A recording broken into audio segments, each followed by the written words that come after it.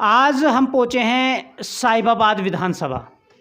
और साहिबाबाद विधानसभा एक ऐसी विधानसभा मानी जाती है जिसे कहा जाता है कि ये बीजेपी का जो है गढ़ है और यहाँ पर बीजेपी के अलावा कोई दूसरा चेहरा नहीं उभर सकता है।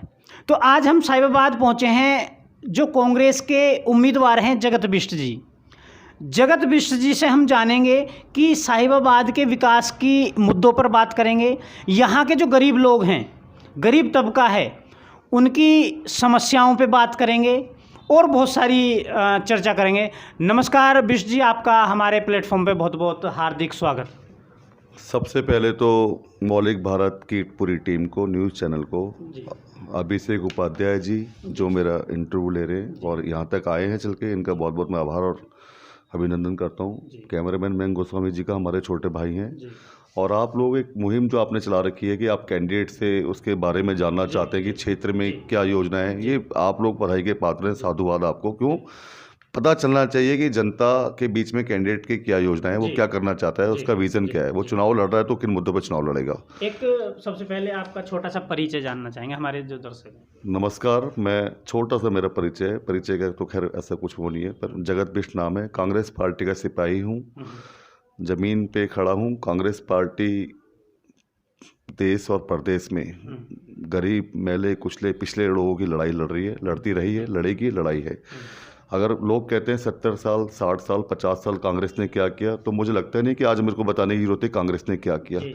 बस इतना सही है, सूक्ष्म बात में बात खत्म करूँगा। जो आज देश में बिक रहा है या जो लोग बेच रहे हैं, वो सब कुछ कांग्रेस ने ही किया था और कांग्रेस ने ही करा है। जो आज मौजूदा सरकार है उसको दोनों हाथों से लुटा रही है और वो ख़त्म होने का नाम नहीं ले रहा। मेरा आपसे पहला एक सवाल कि निजीकरण पे बात करेंगे, शुरू स्टार्ट जो करेंगे। अब मौजूदा सरकार जो है वो निजीकरण पे ज़्यादा जोर दे रही है। और एक सवाल तो मेरा ये है आपसे, जब सब संस्थाओं का निजीकरण हो जाएगा तो जो गरीब का बच्चा है, जो बिजनेस कर नहीं सकता, केवल जॉब ही कर सकता है, तो वो बच्चा, पढ़ा लिखा बच्चा कहाँ जाएगा फिर, जो गरीब का बच्चा है? ये मेरा आपसे। सरकार ने अपना स्पष्ट संदेश दे दिया है, गरीबों को जीने का अधिकार नहीं है ना। इन्होंने कहा था हम अच्छे दिन लेके आएंगे और इनके द्वारा दिए गए अच्छे दिन जनता लेना नहीं चाहती, वो ले नहीं पा रही, वो बर्दाश्त नहीं कर पा रही। पर सरकार अड़ी है कि वो अच्छे दिन दे के मानेगी, है ना। 2014 में हमारे देश में बड़ा लोकसभा चुनाव हुआ, पूरे देश में ऐसी हवा चली थी कि भाई इस बार तो परिवर्तन है, परिवर्तन है, ऐसे परिवर्तन है ना। लोगों ने एक कहते हैं कि जब झूठ को भी 100 बार बोला जाएगा तो झूठ भी सच लगता है, ठीक है। लोगों ने विश्वास किया, हर धर्म के लोगों ने बहुत बड़ी जीत के साथ देश का जिम्मा एक देश के नागरिक को संवैधानिक तरीके से, उन्होंने लोकतंत्र तरीके से उनको, मोदी जी को देश में चुना, उनको बिठाया, उनको मान सम्मान, बहुत बड़ा मान सम्मान दिया, पूरे देश में डंका बजा। लेकिन उसके बाद निरंतर क्या हुआ, आज से 7 साल पहले जब यूपीए की सरकार थी केंद्र में, तो देश के 100 अरबपतियों में, पूंजीपतियों में अंबानी जी का नाम भी नहीं था, है ना। उनका नाम भी कहीं नहीं था कि आज वो वहाँ से 5वें नंबर पे हैं। तो इन्होंने कहा अच्छे दिन आएंगे, पर आगे लगाना साइलेंट में था कि पूंजीपतियों के और भाजपा नेताओं के, है ना। जनता के लिए नहीं था, वो जनता ने इसको गलती से अपना समझ लिया था कि अच्छे दिन आएंगे हमारे। वो भाजपा नेताओं के और इनके पूंजीपति मित्रों के थे, जिनके कर्जे माफ़ हुए, जिनके लोन माफ़ हुए, जो डिफाल्टर थे, जो बाहर भागे, हाँ उनके अच्छे दिन आए, बिल्कुल उनके अच्छे दिन आए। और देश खून के आंसू रो रहा है और इनका इन आंसू को जवाब देना पड़ेगा। जब धर्म राजनीति पे हावी हो जाएगा ना, और धर्म, हर चीज़ को धर्म से जोड़ दिया जाएगा, जब विकास और हमारी मूलभूत सुविधाएं, ज़मीनी सुविधाओं को तो धर्म का अमली जामा उड़ा दिया जाएगा, तो उसके आगे फिर कहते हैं ना, उसके आगे सर्वनाश निश्चित है हमारा। तो इस चीज़ को ऐसे दिखाया गया, इसको जो ज़मीनी मुद्दे उन पर, उस पर चुनाव ना तब लड़ा गया था ना, और आज लड़ा जाएगा, है ना। ज़मीन की बात होती, बात हो रही है हिंदू मुसलमान की, बात मंदिर और मस्जिदों की बात नहीं हो रही कि सड़कों की, प्रशासन की, सुविधाओं की, हमारी बसों की, हमारी बहन बेटियों की, हमारे बढ़ते बलात्कार अपराधियों की, है ना। बातें तो ये कहीं और चली जाती है, मुद्दे कहीं और होते हैं। तो देश में ऐसे हादसे करवा दिए जाते हैं, ऐसे हो जाते हैं उनकी, जिनकी आज तक मैं कह रहा हूँ हमारे पास ऐसी, हम रात में कितने लोग कहाँ मरे, हमारे पास वो आंकड़े तो आते हैं कि इतने लोग ऐसे मरे, पर हमें ये नहीं पता चलता कि पुलवामा में जो हमारे 44 जवान शहीद हुए, वहाँ पे RDX वहाँ पहुँचा कैसे इतनी पुलिस कस्टडी में। तो ये क्या जांच के घेरे में नहीं होने चाहिए विषय, है ना। अगर राफेल डील की फाइल गायब हो जाती है एक मुख्यालय से, तो क्या वो जांच के मतलब भारत की एक सुरक्षा और उससे जुड़ी हुई चीज़ें हैं, तो क्या इनको आप इतना लाइटली ले सकते हो? तो ये सब चीज़ जांच के घेरे में। आज क्या बात है, मतलब न्यायपालिका, न्यायालय, बड़े बड़े जज और IPS अधिकारी और ये राष्ट्रीय चैनल, बड़े बड़े चैनल, ये क्यों मतलब इनको ऐसे इस तरीके से आज लोग क्यों कहने लगे इस बात को कि भाई लोकतंत्र हमारा खतरे में? कहीं ना कहीं तो सुनवाई। आज RTI जैसे कानूनों को हल्का कमज़ोर किया जा रहा है। हम अपनी बात करने का अधिकार को बैठे हैं। UPA सरकार थी तो क्या ऐसी स्वतंत्रता नहीं थी आम आदमी के पास? उसको अपनी जानकारी का पूरा अधिकार था कि भाई हमारे प्रधानमंत्री का क्या है, मुख्यमंत्री का क्या है, या कोई अधिकारी किसी पोस्ट पे है तो इसके काम की, इसकी संपत्ति का ब्यौरा दिया जाए। आज आप कह सकते हो? मुझे लगता नहीं आपको इतनी स्वतंत्रता है आपके अंदर। तो ये हमारे अधिकारों का हनन है, सीधा सीधा प्रहार है। आप देखो मीडिया कर्मियों को धमकाया जाता है, उन्हें टॉर्चर किया जाता है, नाम के नाम से लोगों के ऊपर मुकदमे बनाए जाते हैं कि इस धर्म का है तो इसके ऊपर ये, और इस धर्म का है तो इसके ऊपर ये। तो ये सब पुलिस प्रशासन और मुझे लगता है प्रशासन आज बंधक बन के रह गया है केवल, और मात्र कहते हैं ना कि ED और इनकम टैक्स और CBI। तो ये जग जाहिर है जी, मैं इसके बारे में क्या बोलूँगा, तो जनता सब देख रही है और वोटर साइलेंट है, लेकिन इस बार वो अपना निर्णय कर चुका है, वो वक्त आने पे जवाब देगा। बिश जी, बात करें कि एक कांग्रेस का टाइम था और एक आज का BJP का टाइम है, तो रोजगार की दृष्टि से आप उस कांग्रेस के समय को और इस BJP के समय को अपने दृष्टिकोण से कैसे देखते हैं? मैं बता देता हूँ। देखो, मैं पहले भी कहता आ रहा हूँ, कांग्रेस पार्टी निचले तबके, गरीबों, मजलूमों, पिछड़े हुए और हर क्लास, हर मध्यम वर्ग से लेके अमीर पूंजीपति वर्ग की, ये ऐसी पार्टी है जिसने अपने खून से इस देश को सींचा है। ये सबको साथ लेके चलने में विश्वास रखती है। ये धर्म, जाति और इन सब चीज़ों पे कभी ना चुनाव लड़ी है, ना कभी लड़ेगी, है ना। और मैं आज भी कह रहा हूँ, कांग्रेस के पास आज खोने के लिए कुछ भी नहीं है ना। हमने अपना निम्न समझो, तो हमारा निम्न स्तर था, हमने वो देख लिया है।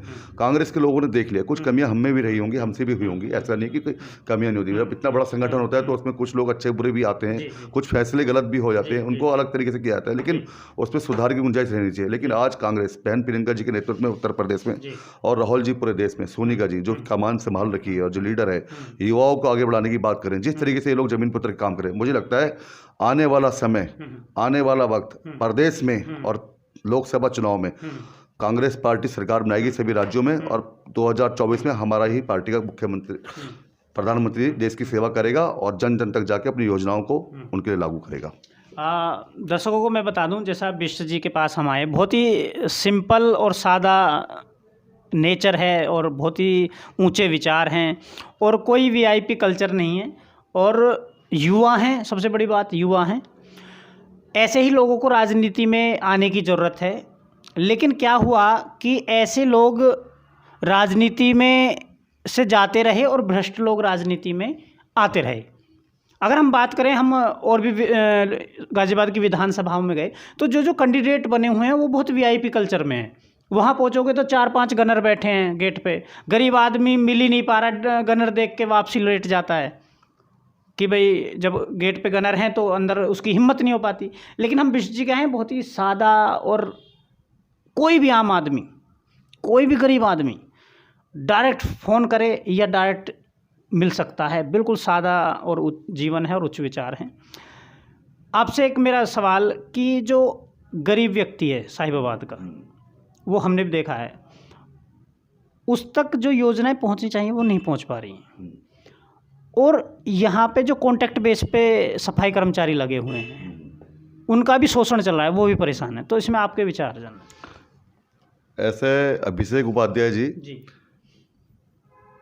किसी भी पार्टी ने अपनी कैंडिडेट अभी डिक्लेयर नहीं करें, मात्र 1 महीने का समय रह गया है, फरवरी में चुनाव हो जाएगा, आचार संहिता लग जाएगी, योजनाओं को लुटाना शुरू कर दिया है। जो सरकार और जो लोग और उनके जो समर्थक थे, जो कहते हैं 18 करोड़ हमारे समर्थक हैं, हमारी पार्टी सबसे बड़ी पार्टी है, ये लोग कल तक लैपटॉप के ऊपर फोटो आने पर ऐतराज किया करते थे कि फोटो आ रही है, राजनीति हो रही है। आज वो लोग 50-50 रुपए का चना और रिफाइंड की थैली बांट के और उस पर अपना प्रचार कर रहे हैं। उनको डूब के मर जाना चाहिए, है ना। सिर्फ सोते जागते जीते उठते सिर्फ प्रचार प्रचार प्रचार, सरकार को कैसे गिराया जाए, कैसे अपनी सरकार बनाई जाए, कैसे लोगों को खरीदा जाए। 100 करोड़, 1 करोड़, 2 करोड़, राजनीति का सर इन लोगों ने इतना नीचे कर दिया है, मेरे पास शब्द नहीं है कहने के लिए। मतलब इन लोगों को अपनी अंतरात्मा, अपनी आत्मा को और देश की जनता को जवाब देना पड़ेगा और जनता जवाब लेगी। मैं ये कहना चाहता हूँ, ये समृद्ध विधानसभा है, इसमें बहुत पढ़े लिखे, शिक्षित और बहुत अच्छे लोग रहते हैं। सोसाइटी है, अपार्टमेंट्स है, बड़े बड़े फ्लोर है, बहुत पॉश कॉलोनी है ना, अपार्टमेंट। लेकिन इसके साथ ही मलिन बस्तियां हैं, गांव हैं, पुराने सैकड़ों लोग वहाँ, बहुत सैकड़ों साल पुरानी कॉलोनी है। मैं कह रहा हूँ, आप अगर उनमें चले जाओगे और वहाँ का आदमी अगर वहाँ जैसे रह रहा है, मुझे लगता नहीं है कि आप, मतलब मेरी आत्मा भी, मैं कह रहा हूँ, रो पड़ी है कि कॉलोनियों में गांव हैं, वहाँ जानवर घूम रहे हैं, वहाँ घरों के साथ मिले हुए बड़े बड़े नाले हैं, उनमें पानी जमा हो रखा है। लोग कहते हैं भी, मैंने कहा ये आपकी गंदगी घर के पास है, कह रही है तो ऐसे ही जब से हमने होश संभाला, हमने तो यहाँ ऐसी बड़े बड़े ढेर देखे गंदे उड़ गए, कोई मवेशी गिर जाए, कोई जानवर गिर जाए, कोई बच्चा खेलता हुआ चले आए, तो मुझे लगता नहीं कि मतलब अगर 3-4 दिन में अगर उसे ढूंढा जाए तो मिलेगा नहीं। और जब वो पानी में उसके शरीर में भरेगा और जब वो मृत्यु के ऊपर आएगा, तब जाके पता चलेगा कि ऐसे ऐसे कोई बच्चा या कोई जानवर वहाँ डूब गया था। तो मैंने कह रखा है, मैं जहाँ जहाँ भी जा रहा हूँ, मैं पूरे वार्ड में लोगों से मिल रहा हूँ, गरीब आदमी से मिल रहा हूँ। कोई अमीर नहीं समझता, अमीर को पता है वो फिक्स सैलरी वाला आदमी है, उनके अच्छे बिजनेस चल रहे हैं, उनके काम चल रहे हैं, उसको उन्होंने वोट का मजाक बनाया। वो लोग नहीं देते वोट, वो लोग तो जब समय आएगा मनाली और देश और विदेश में घूमने चले जाएंगे, है ना। वो कहते हैं भाई ठीक है, कोई सरकार आएगी जो आएगी, ठीक है, हमारा तो अपना जो चल रहा है। आम आदमी, गरीब आदमी, उसको बहुत फर्क पड़ता है कि मेरी सरकार मेरे लिए क्या ला रही है, मेरे लिए क्या है। मैं 200 रुपये कमाता हूँ, मेरे को मेरे घर में दूध पानी, मेरा इलाज, मुझे अच्छी शिक्षा, मेरे बच्चों को खेलने के लिए पार्क, चलने के लिए सड़क मिलनी चाहिए, जो नहीं मिली। सिर्फ भ्रष्टाचार, इन लोगों ने बिल्डरों के ऊपर पनपा के, बिल्डरों के साथ मिल के आज जो काम है, जो प्रशासन को, शासन को, अधिकारी को, जनप्रतिनिधि को जो काम करने चाहिए थे, उन कामों से लोग कोसों दूर हैं, है ना। आम आदमी अपनी बात कहने से डर रहा है, इनके पास जाने से सुनने के लिए कुछ है नहीं। अभी आपने बोला, मैं आपसे आपकी बात को बड़ा करना चाहता हूँ। एक जनप्रतिनिधि जो जनता का आदमी है, जिसको जनता की सेवा करनी है, उसको 10-10 और 8-8 बॉडीगार्ड और बाउंसर की जरूरत क्यों पड़ रही है। आपने तो जनता के लिए काम करने, आपने जनता के बीच में बोला है। जब लोग 5-5, 10-10 हज़ार चुनाव लेके लोगों से चुनाव लड़े, वो आज कैसे करोड़ों अरबों रुपए के मालिक बने बैठे हैं। तो ये भ्रष्टाचार के, इन्होंने कहा भ्रष्टाचार मिटाएंगे, इन्होंने भ्रष्टाचार को बढ़ाने के सिवा अगर भ्रष्टाचार देखना हो तो इनके नेताओं, उनके पार्षद और विधायक सांसदों की अकूट संपत्तियां देख लो, उनकी जांच करा लो, आपको पता चल जाएगा कि भ्रष्टाचार के हुआ है तो हुआ कहाँ है। और मैं वचनबद्ध हूँ, मेरे पास खोने के लिए कुछ नहीं है, पाने के लिए बहुत कुछ है। पार्टी का मैं बहुत आभार व्यक्त करता हूँ, मेरे जैसे युवा गोष्ठ ने इतना बड़े मान सम्मान, एक पहचान दी, एक मंच दिया कि कम से कम 4 लोगों में अपनी बात पहुंचा सकूं। मैंने बोल के आ रहा हूं, अपनी सड़कें नाप लो, जिन को मैं जा रहा हूं, आपके घर तक आपकी पक्की सड़क आएगी, खेलने के लिए अच्छे पार्क बनेंगे, डिस्पेंसरी बनेगी, हर वार्ड में निःशुल्क बरात घर, जहां गरीब आदमी जिसके पास पैसे कमाने के लिए, खाने के लिए नहीं है, उनको निःशुल्क बरात घर सरकार की तरफ से, जनप्रतिनिधि की तरफ से उनको निःशुल्क कराया जाएगा, है ना। उनका इलाज उनके बगल में होगा, है ना। हर वार्ड में पुस्तकालय बने जाएंगे, ताकि हमारे घर के सीनियर सिटीजन, जो आज कई जगह पे मैं देखता हूँ कि लोग पार्कों में बैठ के पेपर पढ़ते हैं, ताश के पत्ते खेलते हैं, लूडो खेलते हैं, अपना वो करते हैं, तो उनको अच्छी किताबें फ्री निःशुल्क दी जाएंगी। एक किताब जमा करो और दूसरी किताब ले जाओ, है ना, बच्चों को दी जाएंगी, ताकि बच्चों का माइंड आगे बढ़े। जहाँ जिनकी बहुमत है, हमारे हिंदू भाई रहते हैं, हमारे क्रिश्चियन भाई रहते हैं, हमारे मुस्लिम भाई रहते हैं, तो पूजा पाठ के लिए कोई जगह अगर सरकार के द्वार से तो हमको दी जाए, ताकि भाई आदमी दीन ईमान की अच्छी बातें, धर्म की बातें करे और इधर उधर की तुम सुनाए।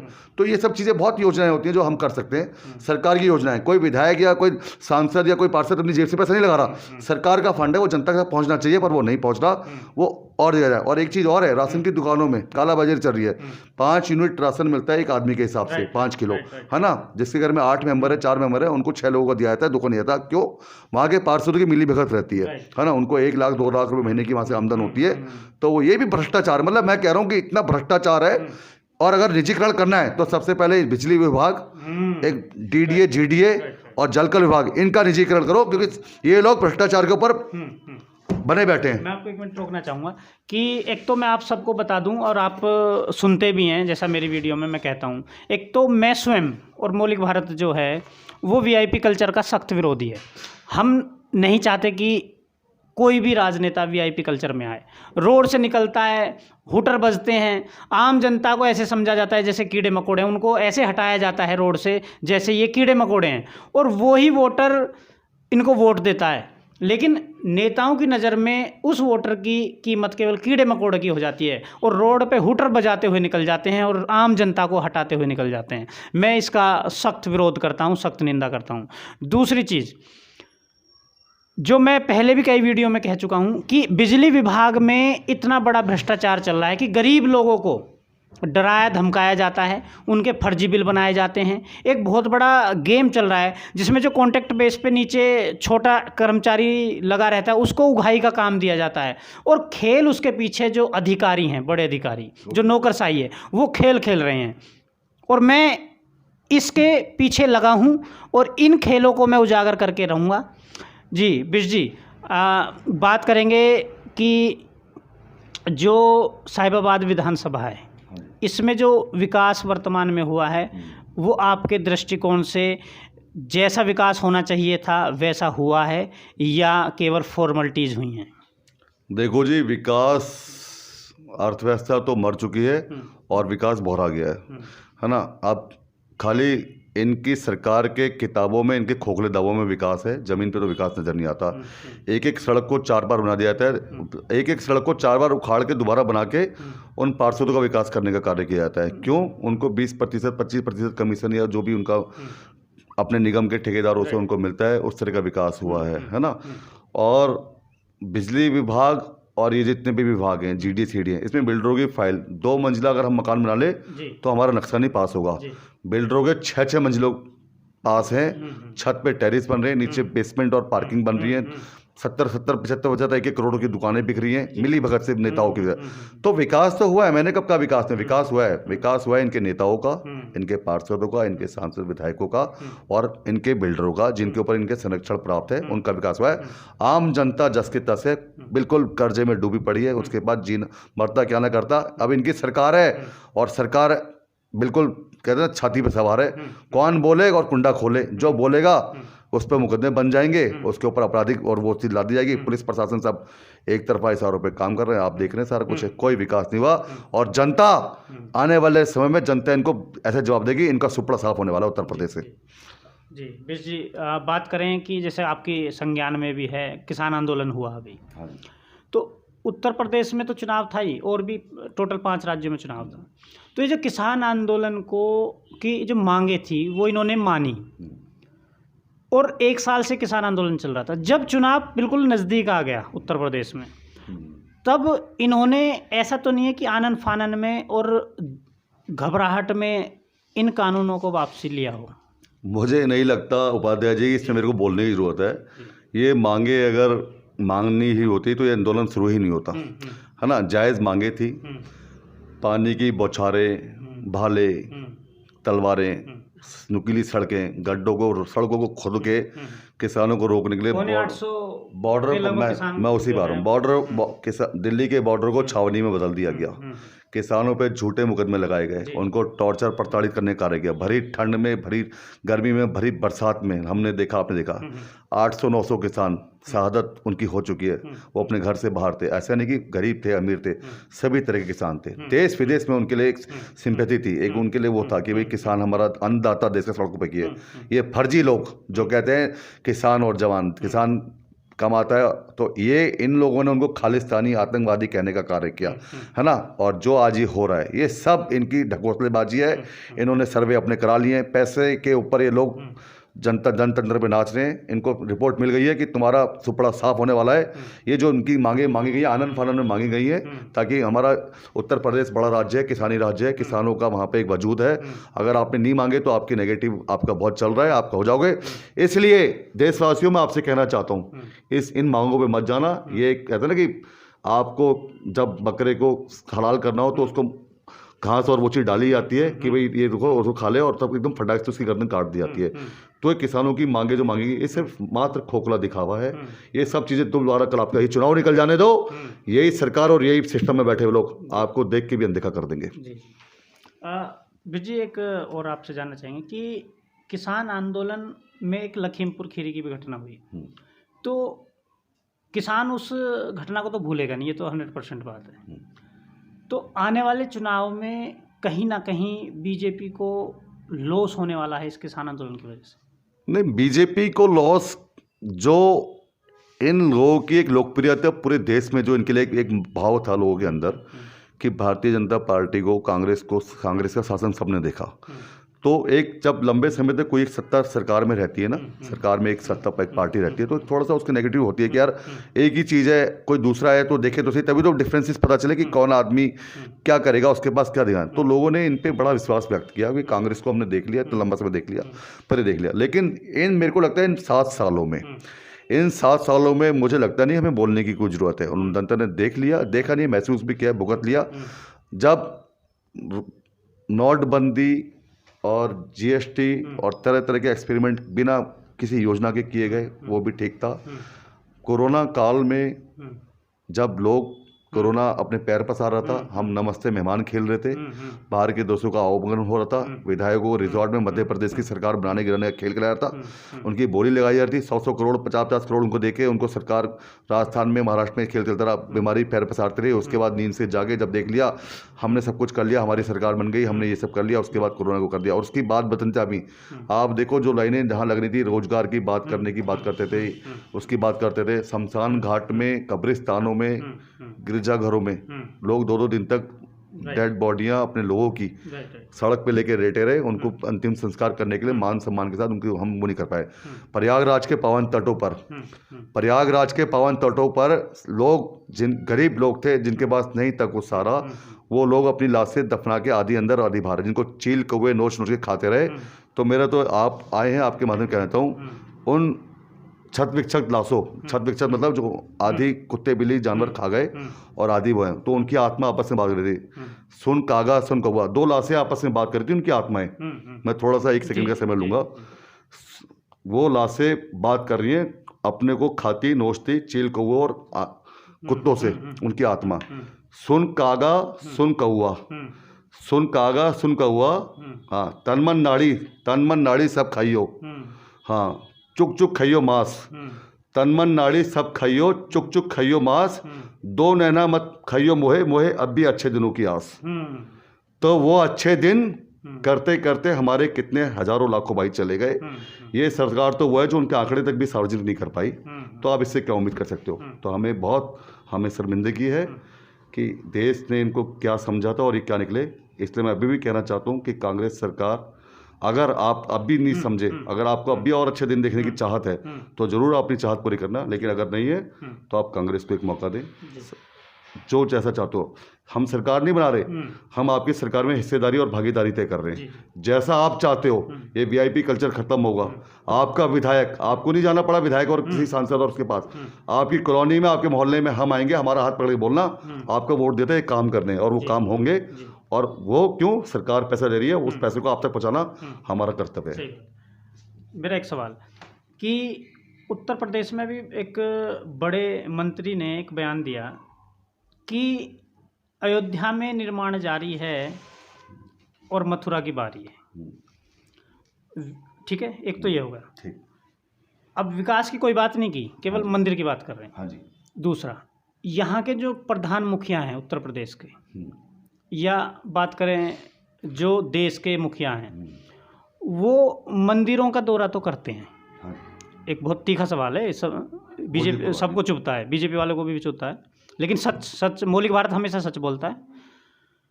लेकिन उत्तर प्रदेश के जो स्कूल हैं और जो हॉस्पिटल हैं, उनका दौरा नहीं किया जाता है। हमारे उत्तर प्रदेश के स्वास्थ्य मंत्री हैं, कोरोना काल पे जब हाहाकार मचा हुआ था, यहीं गाजियाबाद से हैं स्वास्थ्य मंत्री। मुझे लगता नहीं कि स्वास्थ्य मंत्री का भी वो मतलब उनको पता भी हो। जब लाशों के अंबार लग रहे थे जी, हर घर में त्राहिमाम वो था, तो 1.5 महीने तक लोग उन्हें ढूंढते रहे कि वो कहाँ निकल के सामने आए। कोई जवाब नहीं दिया था, है ना। मैंने आपको पहले ही बोला, धर्म की ओट में सिर्फ और बुनियादी मुद्दों को, जरूरी चीज़ों को अनदेखा कर धर्म को इतना बड़ा बजा दिया जाता है कि हिंदू वर्सेस मुसलमान, और इस सब चीज़ों को इतना खेल कर जाता है और जनता उसमें भ्रमित होकर रह जाती है। मैं कह रहा हूँ, इंसान को, अगर आम आदमी, आज का शिक्षक, आज का पढ़ा लिखा समाज वर्ग, युवा, देश के लोग ये पूछने लग जाए कि हम भाई धर्म के नाम पे, ये तो चलता है, हम करते आए, मंदिरें भी बनेगी, मस्जिद भी बनेगी, गुरुद्वारे और ईसाई और चर्च बनेंगे। हम लोग कर नहीं रहे कि हमें किसी नेता ने बोला कि आप राम का नाम लो या आप अल्लाह का नाम लो। हम लोग करते हैं, हमारी इबादत है, हमारे धर्म में हमारी चीज़, हमारी संस्कृति में शामिल है। हम जब से पैदा हुए हैं उससे पहले भी सनातनी है और पूजा पाठ हमारे सुख में दुख में हमें डेली भगवान का। ये थोड़ी कि हमें जो आज भाजपा के लोग जो बोलेंगे भी तो वो बोल के हम हिंदू होने का वो बात रहे हैं, तो ये लोग सिर्फ लोगों को बरगलाने का काम करते हैं। विकास के मुद्दों पर अगर देखा जाए तो उत्तर प्रदेश बहुत ज़्यादा पिछड़ चुका है, कुछ नहीं है, आज बर्बादी होने के कगार पे है। ये आलम है, मेरठ, मुरादाबाद, अलीगढ़, हापुड़ से लोग इलाज कराने दिल्ली की तरफ भागते हैं, है ना। आप देखो कोई डिग्री कॉलेज, कोई इंस्टीट्यूट, कोई ऐसे साधन, मैं कह रहा हूँ रोड पे कहीं भी कहीं कुछ भी नहीं। लोग जो पैसा है, और आपने देखा भी होगा कोरोना काल के समय में हॉस्पिटल में जगह नहीं थी, डॉक्टर अवेलेबल नहीं थे, हेल्पलाइन नंबर बंद थे, मुख्यमंत्री से लेके जितने भी नंबर थे उन नंबर पे कोई फ़ोन उठाने तक बात करने वाला नहीं था, है ना। जनता भटक रही, लोगों ने अपने अंग बेचे, अपना तन मन धन बेचा, अपने लोगों को बचा नहीं पाए। तो सरकार के इंतजामात और बदइंतजामात वो सबके सामने उत्तर प्रदेश बिल्कुल विफल हो चुका है। खाली प्रचार तंत्र में आगे, बाकी सब चीज़ों में बहुत पिछड़ चुका है। मुखियाओं के द्वारा, सत्ताधारियों के द्वारा मंदिर के दौरे किए जाते हैं। उत्तर प्रदेश की ये हालत है कि यहाँ पर हॉस्पिटल्स नहीं हैं या एक दो हैं, कि उत्तर प्रदेश का जो भी नागरिक इलाज के लिए आएगा उसे आना पड़ेगा दिल्ली ही, और कोई ऑप्शन नहीं है।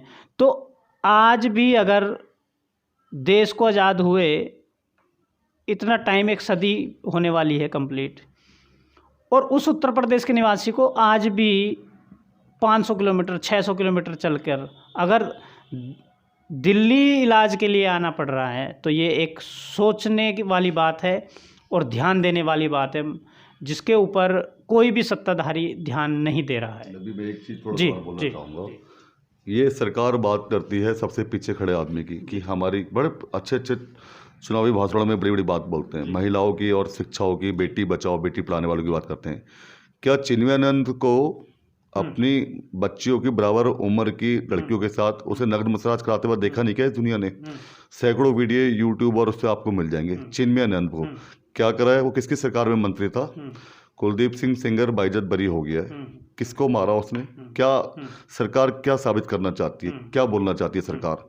कौन है चिन्मयानंद? किसकी सरकार में किस से प्राप्त उनको, है ना।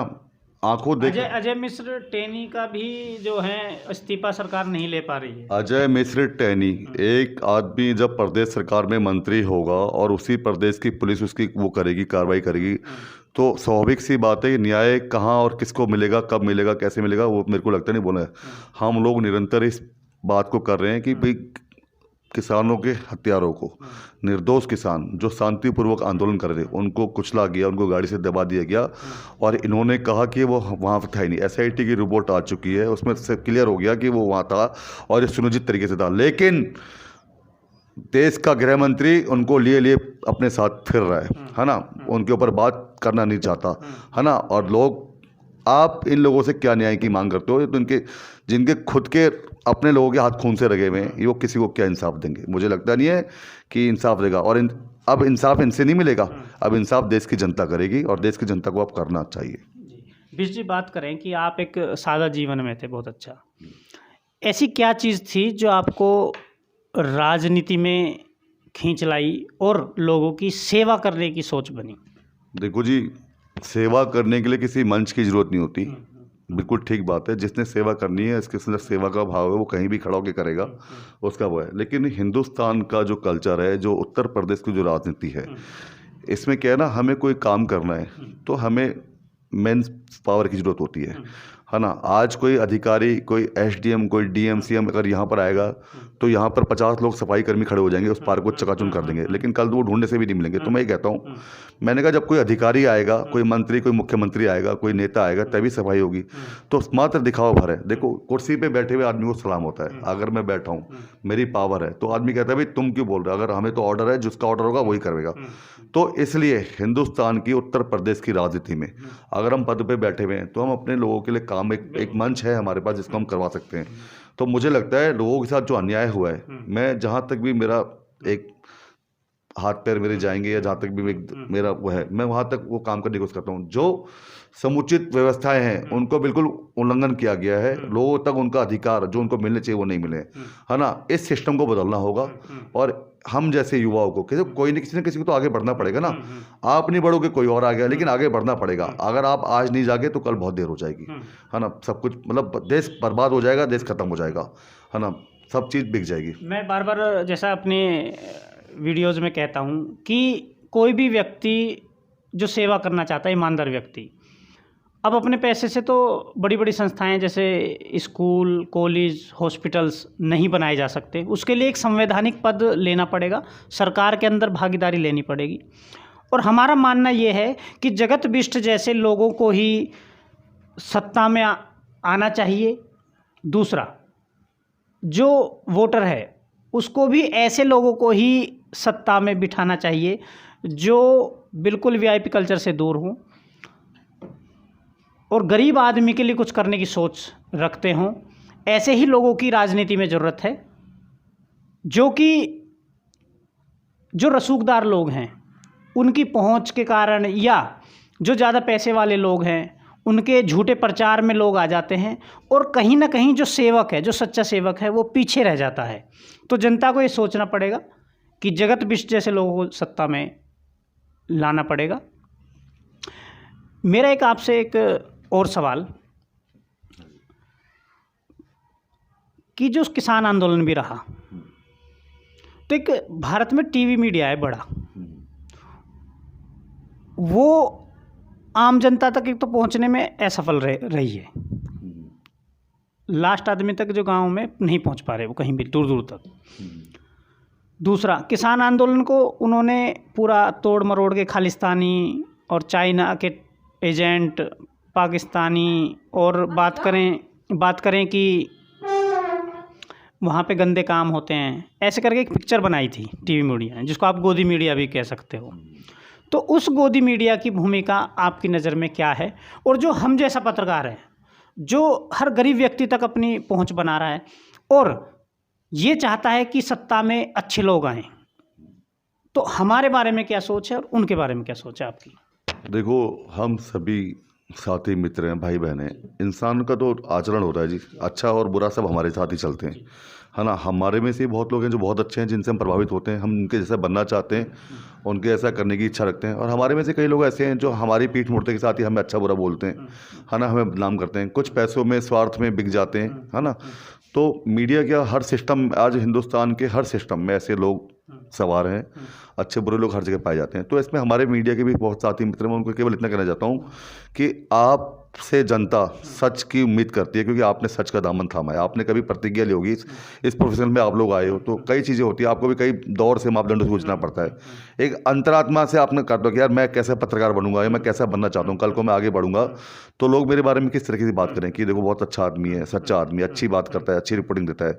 तो मेरा उन सभी साथी मित्रों से, अपने जो मीडिया कर्मी भाई बंधे हैं जो थोड़े बहुत स्वार्थ में या किसी लालचवश या किसी और प्रभाव से डर के उससे बिक जाते हैं, वो कहते हैं, मैंने कहा आपसे जनता को बहुत उम्मीदें हैं। जनता, आपने जब इस लाइन में कदम रखा था तो आपने अपने आप से कई वादे किए होंगे कि भाई हम जनता को ले लड़ेंगे, इनके अधिकारों को ले लड़ेंगे, हम न्याय की बात करेंगे। लेकिन आज मुझे लगता है कि वो जनता के गुनहगार हैं और क्या आज जनता नहीं जान पा रही है, वो लोग अपना वो कर रहे हैं, लेकिन देखो ऊपर वाला सब देख रहा है और एक दिन सब चीज़ का हिसाब होता है और अपने कर्मों को हर इंसान को यही भुगतना पड़ेगा।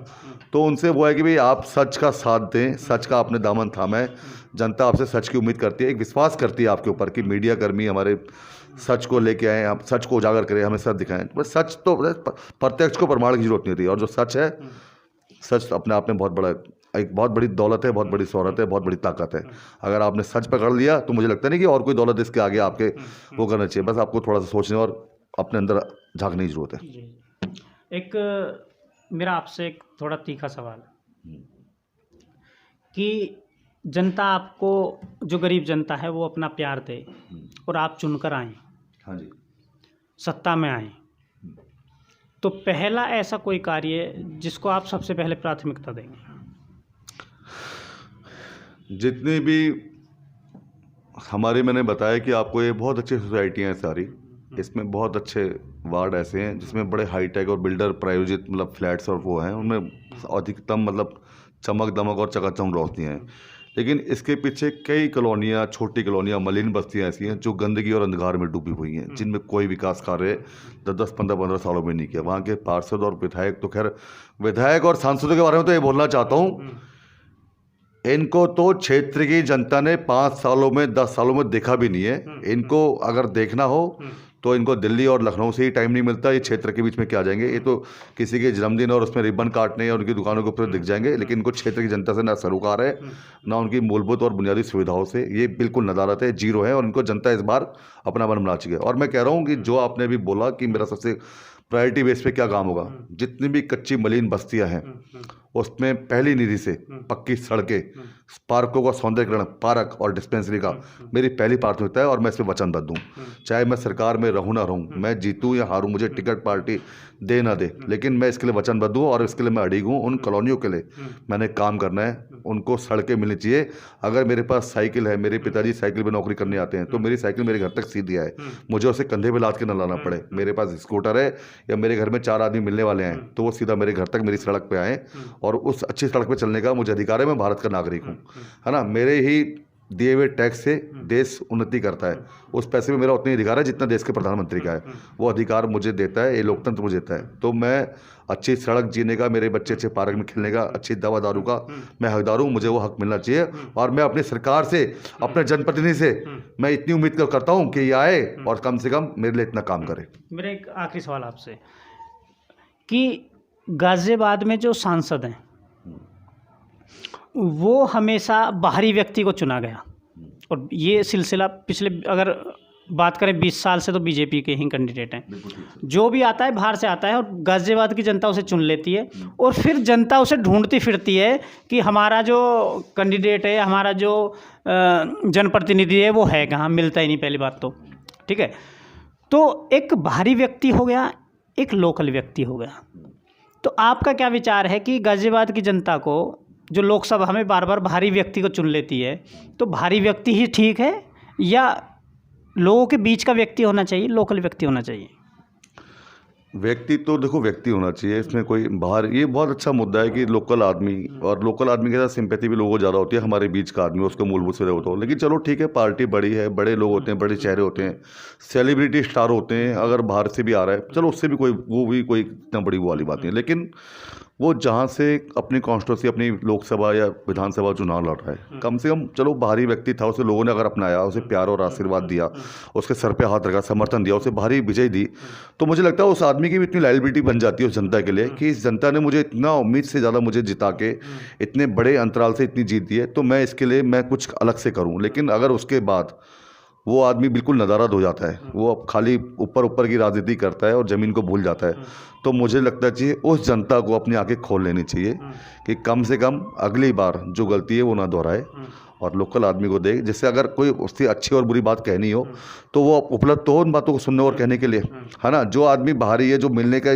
जिसके पास समय नहीं है, जिससे मिलने के लिए आपको दिल्ली लखनऊ जाना पड़े, ऐसे जनप्रतिनिधि को चुन के आप क्या हासिल करोगे, और क्या उससे आप शिकायत और सुझाव करोगे, और क्या उम्मीद करोगे? तो बिल्कुल ऐसे लोगों का, अगर वो आदमी अच्छा नहीं और क्षेत्रीय सेवा नहीं कर रहा, अपने कर्तव्य को पूरा नहीं कर पा रहा, तो ऐसे लोगों का, ऐसे नेताओं का बहिष्कार कर देना चाहिए। एक अंत में, जो आपके क्षेत्र की गरीब जनता है और यहाँ का जो युवा है, उसको आपकी तरफ से कोई संदेश?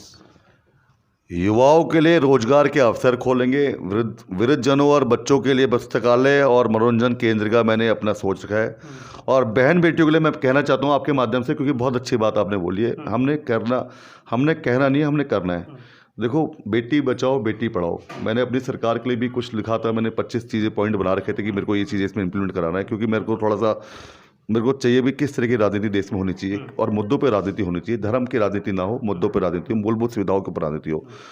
तो बहन बेटी वालों को मैं कहना चाहता हूँ, हमारी बहनें, हमारे परिवार में 4 बच्चे होते हैं, 2 बेटे 2 बेटियाँ, तो आदमी बच्चों को पढ़ा देता है, बेटियों को नहीं पढ़ाता। मैं ये कहना चाहता हूँ, हमारी सरकार आएगी, मैं मांग करूँगा प्रियंका गांधी जी से, राहुल गांधी जी से, अपनी योजना में इनको शामिल किया जाए। हमारी सरकार आएगी, जिनकी बेटियाँ हैं, जिनके घरों में बेटियाँ हैं, उनको, बेटियों को निःशुल्क शिक्षा वजीफ़ा और साथ में 2-2 हज़ार रुपये सरकारी हर महीने सहायता के दिए जाएं, ताकि कोई माँ बाप अपने बच्चे को, अपनी बेटियों को स्कूल पढ़ने से ना भेजे कि मेरे पास पैसे का अभाव है, मैं अपनी बेटियों को कैसे पढ़ाऊंगा। उसे 2,000 रुपये अगर स्कूल से प्रति माह बेटियों के लिए मिलेंगे तो इससे बच्चों के माँ बाप का भी मनोबल बढ़ेगा कि देखो बच्चे की पढ़ाई के पैसा मिलता है और बच्चे के पढ़ने लिखने में भी वो चीज़ें कारगर होंगी और बच्ची को शिक्षा मिलेगी, और जो शिक्षा जो उसको मिलेगी वो उसके कई रास्ते आगे खोलेगी, और इससे पढ़ेगा भारत तभी तो बढ़ेगा भारत। तो बेटियों को पढ़ाने के लिए उनके खाने पीने, उनके स्वास्थ्य का पूरा सरकार खर्चा राज्य सरकार उठाएगी। उनको 2,000 रुपये मानोदय मैंने बोल रखा है, साल के 24,000 रुपये बेटियों के पिता को, उनके परिवार वालों को, उनके बेटियों को अकाउंट में दिए जाएंगे। मेरी ये इस योजना पर मैं काम कर रहा हूँ। आपका जगत जी बहुत बहुत धन्यवाद मौलिक भारत से जुड़ने के लिए। मैं एक मेरा सवाल इस साहिबाबाद की जनता से, जो गरीब जनता है, कि आप धर्म की राजनीति में नहीं आना है। दूसरी चीज़, आपको एक ऐसा व्यक्ति, एक ऐसा कैंडिडेट ढूंढना है जो आपके बीच का हो, और दूसरा आपकी पहुंच का हो, जिस तक आप पहुंच पाएँ। वो वीआईपी कल्चर वाले के पास तो आप पहुंच ही नहीं पाएंगे, बाहर गेट से ही आप लौट जाएंगे या लौटा दिया जाएगा। केवल आप एक सिंपल व्यक्ति, साधारण व्यक्ति से ही आप मिल सकते हैं, और ऐसा ही कैंडिडेट आपके बीच होना चाहिए जो आप तक आपकी समस्याओं को सुन सके, आपके दुख सुख में जा सके। तो केवल धर्म की राजनीति से उठकर और विकास को देखते हुए, और जो गरीब व्यक्ति की समस्याओं को सुन सके, सबसे बड़ी बात यह है, ऐसे व्यक्तियों को चुना जाए। मैं जैसा मेरी मुहिम है कि वीआईपी कल्चर को हम बिल्कुल भी सपोर्ट नहीं करते हैं।